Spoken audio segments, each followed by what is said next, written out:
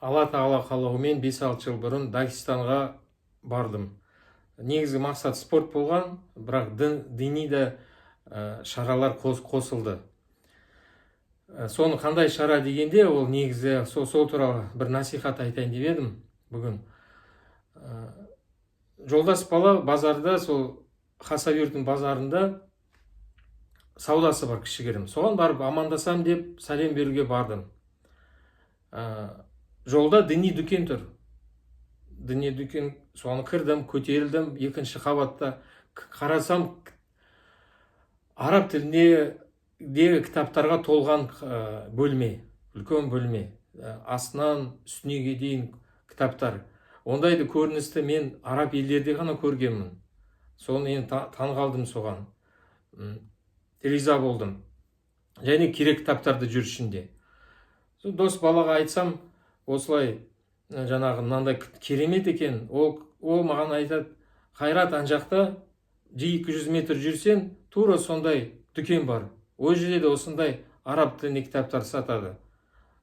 Естіген бір, көрген басқа, бірден бардым, қарасам, ол айтқандай болып жатыр екен.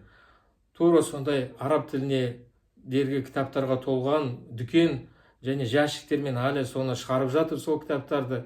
Сол жаңа айтады жолдас бала, бұлар жаңа осы кітапты, араб тіліне кітаптар сатумен айналысатын адамдар жылда осылай вагонмен әкеледі.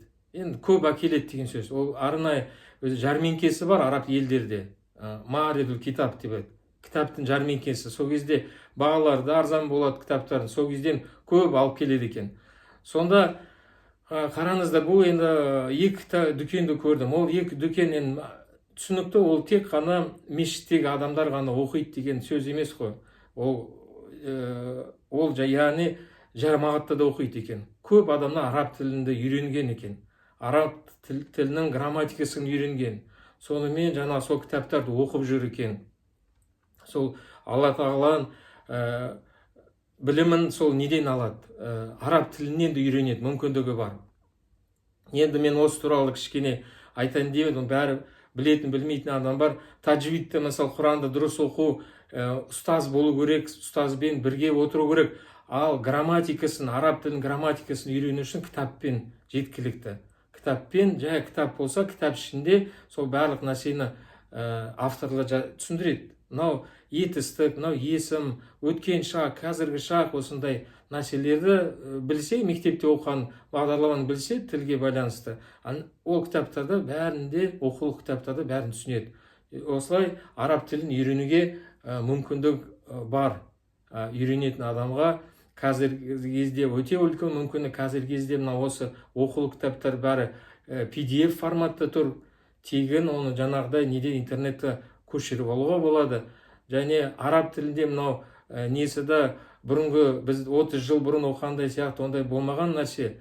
Қазір мүмкіндіктері көп. Жаңа ақша шығармайды, адам үйренгісі келетін адам үйрене алады сол араб тілін.